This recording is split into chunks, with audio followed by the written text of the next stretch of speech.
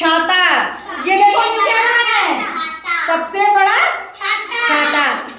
पढ़ तो चुके हो ना कहानी, अब देखो हम पूरी बता देते हैं तुम लोगों को।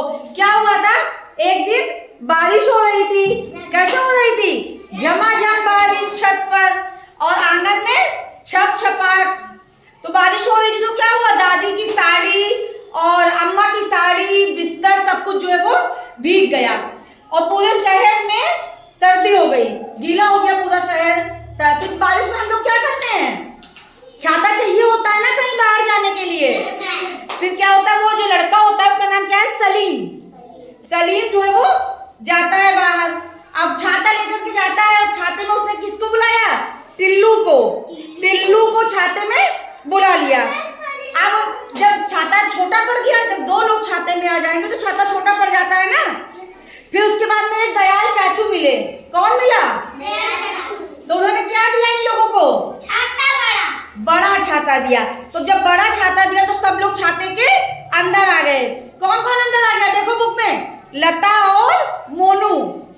अब लता और मोनू जब आ गए तो छाता और छोटा पड़ गया।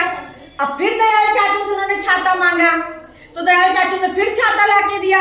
अब इतने लोग तो अंदर आए, लेकिन शलीन और सनत, क्या नाम है, और सनत, ये दो लोग फिर बढ़ गए। अब जब फिर बढ़ गए तो 6 लोग हो गए, तो फिर छाता छोटा पड़ गया।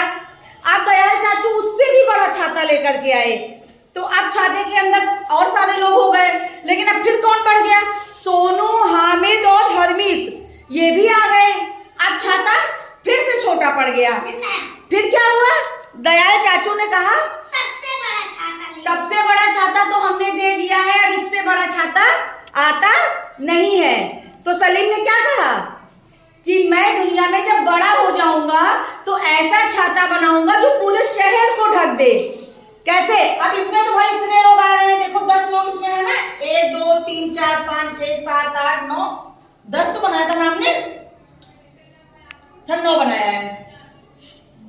तो इसमें इतने लोग तो आ गए, लेकिन फिर भी ये छाता छोटा पड़ रहा था। तो सलीम ने क्या कहा कि मैं ऐसा छाता बनाऊंगा बड़ा होकर जो पूरे शहर को छुपा लेगा, जिससे बारिश जो भी आएगी तो उससे हम लोग मजे करेंगे, कहीं भी जा सकते हैं, है ना।